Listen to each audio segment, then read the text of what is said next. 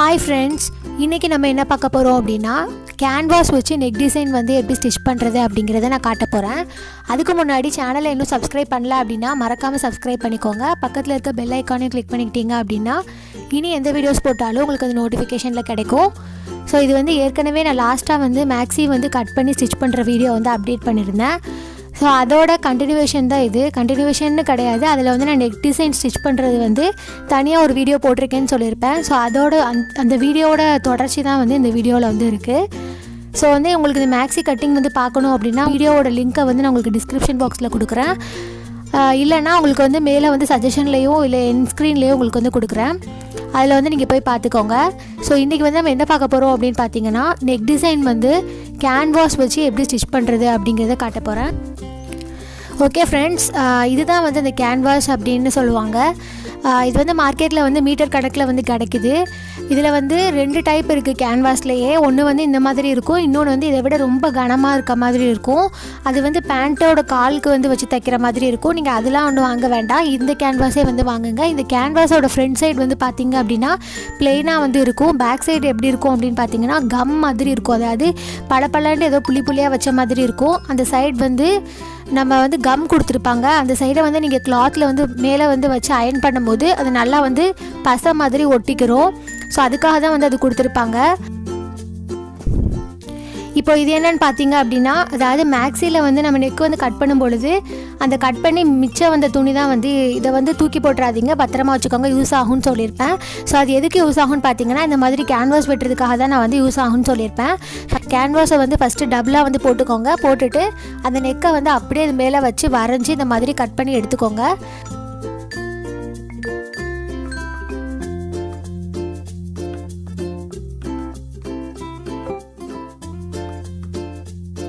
So வந்து cut பண்ண அந்த பீஸ் வந்து நம்மளுக்கு தேவைப்படாது. இப்போ நம்ம வெட்டிகிட்டு இருக்கோம். ஸோ அந்த பீஸ் தான் வந்து நம்மளுக்கு தேவைப்படும்.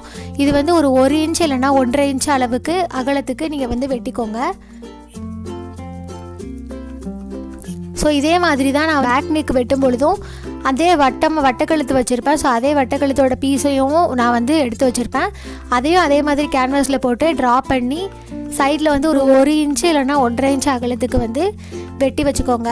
ஸோ வந்து வெட்டுற இந்த நடுவில் உள்ள பீஸ் வந்து நம்மளுக்கு தேவைப்படாது. கீழே நம்ம எடுக்கிறோம் இல்லையா, அந்த பீஸ் தான் வந்து நம்மளுக்கு தேவைப்படும்.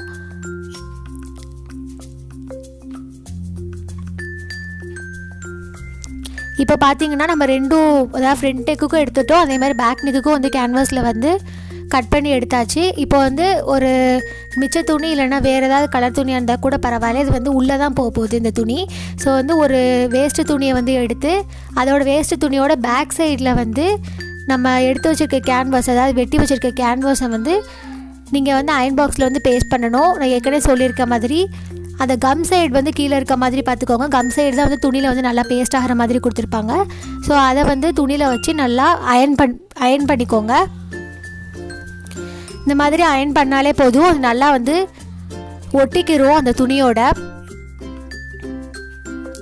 இப்போ அதே மாதிரி ஃப்ரண்ட்டையும் பேக்கையும் நான் பேஸ்ட் பண்ணிவிட்டு அதை வந்து கட் பண்ணி எடுத்துக்கிறேன்.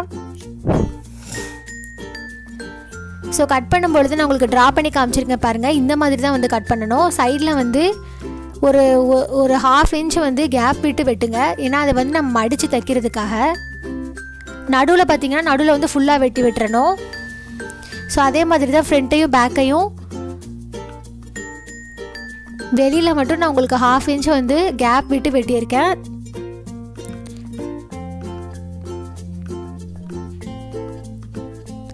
ஸோ நான் வந்து சொன்ன மாதிரி அந்த வெளில எதுக்கு வந்து கேப் விட்டேன் அப்படின்னா அந்த 1/2 இன்ச் தைக்கணும்னு சொல்லியிருப்பேன். ஸோ அதுதான் வந்து இந்த மாதிரி மடித்து வந்து தைச்சிக்கோங்க. அப்படியே இந்த கேன்வாஸ் மேலே மடித்து வச்சு இந்த மாதிரி தைச்சிக்கோங்க.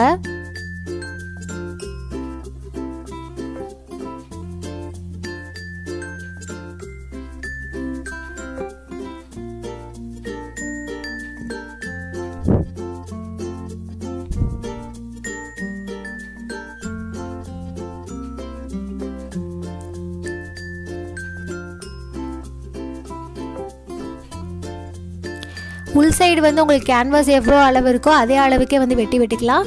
பட் வெளி சைடில் மட்டும் இந்த மாதிரி 1/4 இன்ச்சு தள்ளி வெட்ட சொன்னேன். ஸோ வந்து அது எதுக்குன்னா இந்த மாதிரி தைக்கிறதுக்காக தான்.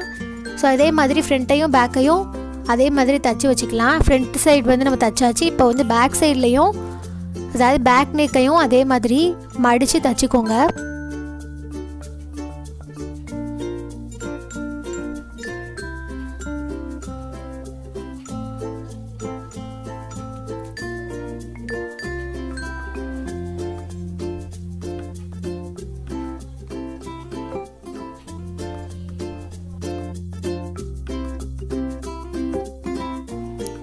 இப்போ நம்மளுக்கு 2 நெக்குக்குமே வந்து கேன்வாஸ் வந்து நம்ம ரெடி பண்ணிட்டோம்.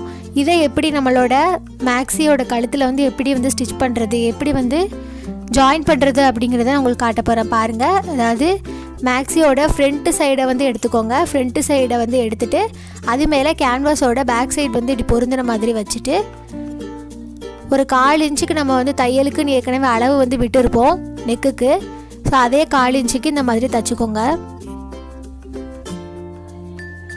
ஸோ ஒவ்வொரு டேர்னிங்லேயும் கரெக்டாக வந்து மிஷினை வந்து ஊசி வந்து உள்ளே போய் ஸ்டாப் பண்ணிவிட்டு அதுக்கப்புறம் தான் வந்து நீங்கள் டேர்ன் பண்ணணும். அப்போ தான் டிசைன் வந்து அழகாக வந்து வரும்.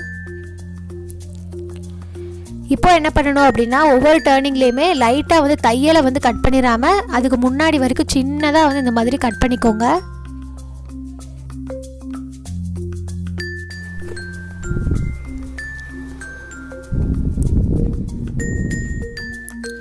இதை வந்து நீங்கள் கண்டிப்பாக வந்து இந்த மாதிரி கட் பண்ணி தான் ஆகணும். இதை கட் பண்ணாமல் நீங்கள் திருப்பினீங்க அப்படின்னா அது வந்து ஒழுங்காக உங்களுக்கு வந்து ஷேப் கிடைக்காது. இப்போ வந்து நம்ம கட் பண்ணி விட்டதுக்கப்புறமா இந்த மாதிரி திருப்பி விட்டுக்கோங்க. இந்த மாதிரி கொஞ்சம் கொஞ்சமாக மடிச்சிட்டே வந்தீங்க அப்படின்னா அந்த ஷேப் வந்து உங்களுக்கு பர்ஃபெக்டாக வர மாதிரி இருக்கும்.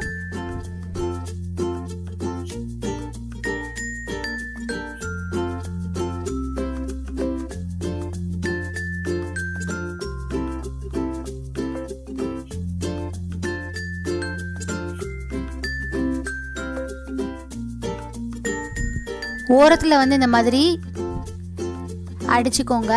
அடிச்சுட்டு அப்புறம் வந்து ஒரு 1/4 இன்ச் வந்து உள்ளே தள்ளி இன்னொரு தையல் வந்து போட்டுக்கலாம்.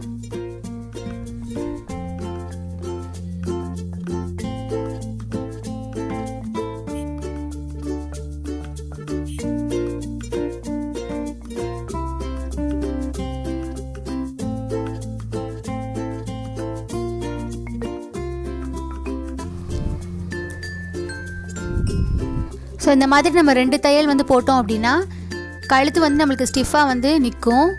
ஸோ அதுக்காக தான் வந்து போடுறோம். ஸோ கரெக்டாக வந்து அதே ஷேப்புக்கு நீங்கள் தையலையும் அதே மாதிரி கொண்டு போகணும்.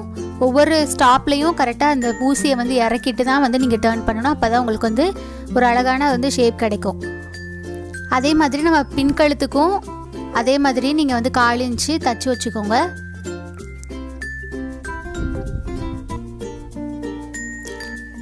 ஸோ வந்து வட்டக்கழுத்தை பொறுத்த வரைக்கும் நம்ம வந்து தையலை கட் பண்ணிடாமல் இதே மாதிரி அங்கங்கே நிறைய இடத்துல வந்து இந்த மாதிரி சின்னதாக வந்து கட் பண்ணி விட்டுக்கணும். பட் வந்து இதில் என்ன நீங்கள் கவனிக்கணும் அப்படின்னா, ஷோல்டர் வந்து நம்ம எப்பயும் போல் ஜாயின் பண்ண போகிறது கிடையாது. இதில் நம்ம டிஃப்ரெண்ட்டாக தான் வந்து ஷோல்டர் வந்து ஜாயின் பண்ண போகிறோம். இப்போ வந்து இதை நம்ம திருப்பக்கூடாது. ஃப்ரண்ட் நெக் வந்து நம்ம ஃபுல்லாக வந்து ஃபினிஷ் பண்ணி திருப்பி 2 தையலும் அடித்து வச்சுருந்தோம் ரெடியாக. அதோட பேக் சைடை வந்து இந்த மாதிரி எடுத்துட்டு இதை வந்து நம்ம இதுக்குள்ளே வந்து இந்த மாதிரி வச்சு மேலே வந்து நம்ம இப்போ வந்து தையல் போட போகிறோம். அதே மாதிரி தான் அந்த நெக்கை வந்து அப்படி இந்த சைடு கொண்டு வந்து அந்த சைடும் நம்ம வந்து ஜாயின் பண்ண போகிறோம். ஸோ கரெக்டாக வந்து உள்ளே வந்து பொருந்துகிற மாதிரி பார்த்துக்கோங்க. மேலே வந்து கரெக்டாக வந்து நம்ம ஒரு 1/4 இன்ச்சு வந்து ஷோல்டருக்காக நம்ம தையலுக்கு விட்டுருப்போம். ஸோ அந்த 1/4 இன்ச்சை வந்து கரெக்டாக வந்து உள்ளே வச்சு அடிச்சுக்கோங்க.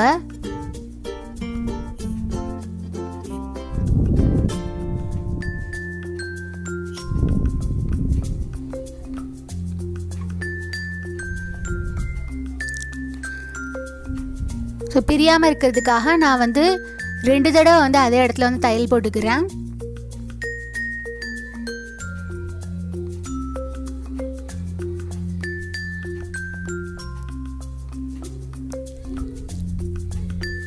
ஸோ ஒரு சைடு வந்து நம்ம முடிச்சிட்டோம். ஸோ இதை வந்து அப்படியே இந்த சைடும் இந்த ஷோல்டரையும் நம்ம வந்து ஜாயின் பண்ணணும். ஸோ அதே மாதிரி இதையும் கரெக்டாக வந்து உள்ளே வச்சு இது மேலே வந்து மூடிட்டு தையல் வந்து போட போகிறோம். ஸோ கரெக்டாக வந்து உள்ளே விலகிராமல் வச்சுக்கோங்க.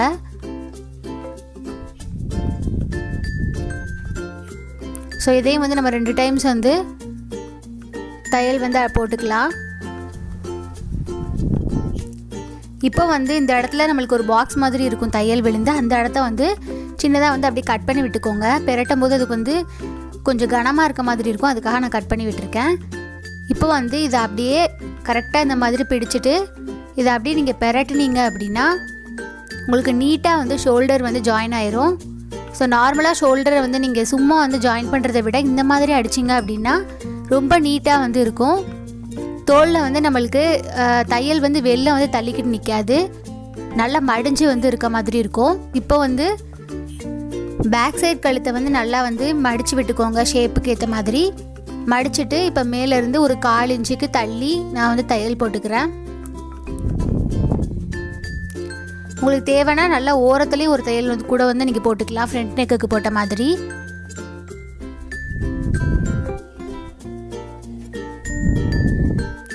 ஸோ கரெக்டாக வந்து மடித்து விட்டுட்டு இதே மாதிரி 1/4 இன்ச்சுக்கு ஃபுல்லாக வந்து நான் ஸ்டிச் பண்ணுறேன்.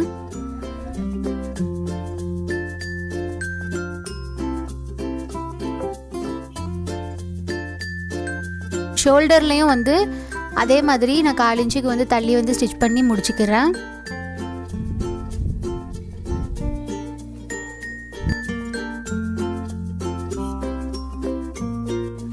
ஓகே ஃப்ரெண்ட்ஸ், நம்ம வந்து கேன்வாஸ் வச்சு நெக் டிசைன் வந்து ஸ்டிச் பண்ணி முடிச்சாச்சு. ஸோ இதோட தொடர்ச்சி வந்து நான் ஏற்கனவே மேக்ஸி வீடியோவில் ஃபுல்லாகவே ஸ்டிச் பண்ணி காமிச்சிருக்கேன். ஸோ அது தேவை அப்படின்னா உங்களுக்கு டிஸ்கிரிப்ஷன் பாக்ஸில் இருக்க லிங்க் இல்லைனா என் ஸ்க்ரீனில் வந்து நான் உங்களுக்கு வீடியோ கொடுப்பேன், அதில் பார்த்துக்கோங்க. இந்த வீடியோ உங்களுக்கு பிடிச்சிருக்குன்னு நினைக்கிறேன். ஸோ பிடிச்சிருந்தா லைக் பண்ணுங்கள், உங்கள் ஃப்ரெண்ட்ஸ்க்கும் ஷேர் பண்ணுங்கள். அப்புறம் ஏதாவது உங்களுக்கு டவுட்ஸ் இருந்துச்சு அப்படின்னா கமெண்ட் செக்ஷனில் கமெண்ட் பண்ணுங்கள். அப்புறம் மறக்காமல் நம்ம சேனலை சப்ஸ்கிரைப் பண்ணிடுங்க. Thank you friends.